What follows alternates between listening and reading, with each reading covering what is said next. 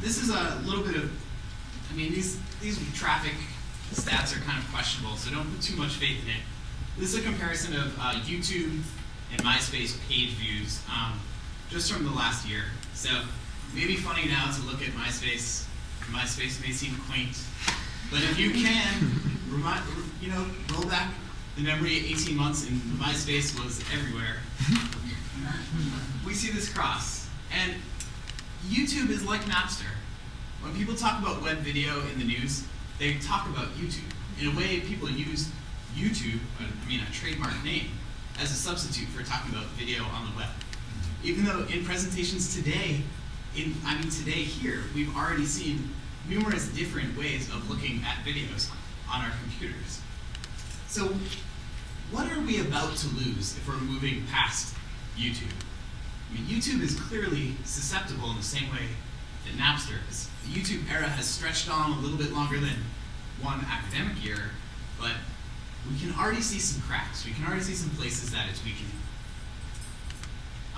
YouTube uses a system that's based on software that can identify certain characteristics in audio and video that might say a thing you've uploaded is infringing somebody's copyright. They call this the content ID system.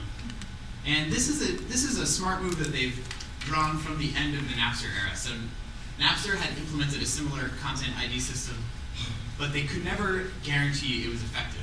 And by that time, they were already behind the 8 ball. They were already being challenged in courts. They were already motions in the marketplace to get around Napster. So YouTube proactively, once they joined forces with Google, deployed this system saying hey, we respect you copyright holders. We're going to put a system in place so that when somebody uploads something, we scan it and we find out if it may or may not be infringing your copyright.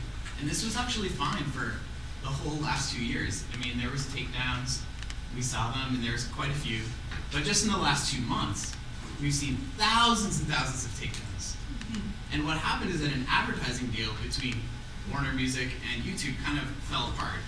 And Warner said, okay, we would like you to remove all of the material that is caught by your software. And that anytime you see something that might be infringing on our copyright, please take it down. And so just in terms of what we catch with YouTube, which is a tiny percentage of all of the videos on YouTube, we saw an average of maybe 10 takedowns through the first 11 months of 2008. 10 takedowns a month by Warner increased to 1,500 in December, and then 3,000 in January. So I would be careful quoting these numbers in much more of a public setting, because like I said, our sampling is pretty crude, but they are indicative of a pretty big trend that's happening. The popular music that is shared and used and transformed inside of YouTube is being gutted. So that decay that was so quiet and distant and happening, after something fell out of the limelight before, is now immediate.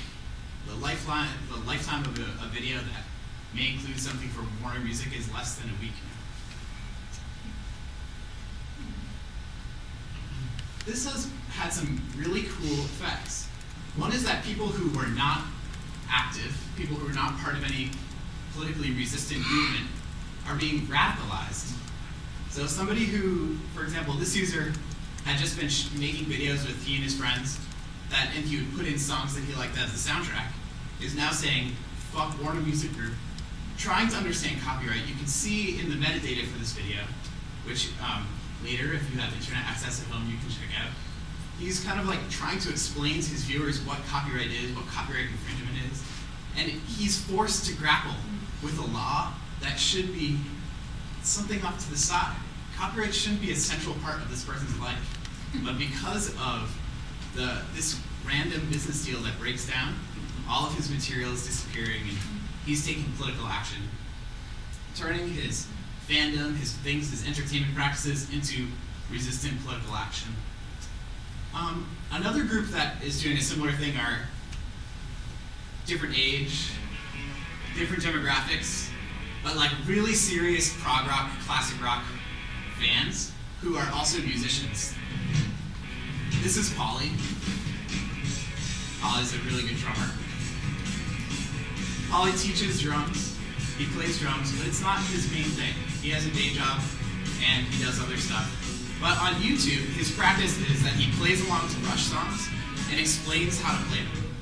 And he only makes videos for songs that Rush hasn't released their own tutorials for. So you can buy like an official Rush DVD, how to play like Neil Peart, that kind of thing. And so he's kind of like filling in the gaps of what Rush hasn't made yet.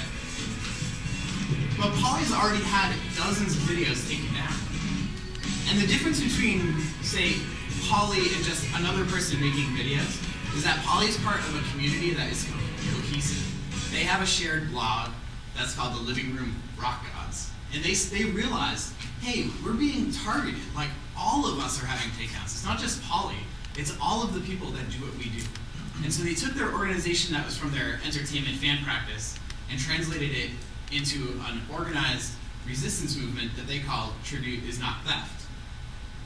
And what's great about Tribute Is Not Theft is that their leader, the people who are most vocal, encourage them to actually record messages addressed to the people they idolize. Okay, this is an open letter to Mr. Neil Peart of the rock group Rush.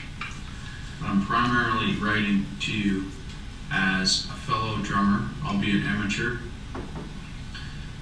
to inform you or to let you know about a relatively recent phenomenon that you might not be aware of. So on the two ends of the spectrum of the posters to YouTube, we have some very diverse uses for this thing. It's not just Rush videos that I'm not just displaying naked Rush songs. I'm not just playing Rush songs by pressing play. I'm adding things, I'm showing things, I'm displaying my own meager talent at trying to do what you do and trying to figure out what it is you do and to show other people, share it with other people, other Rush fans, other drummers.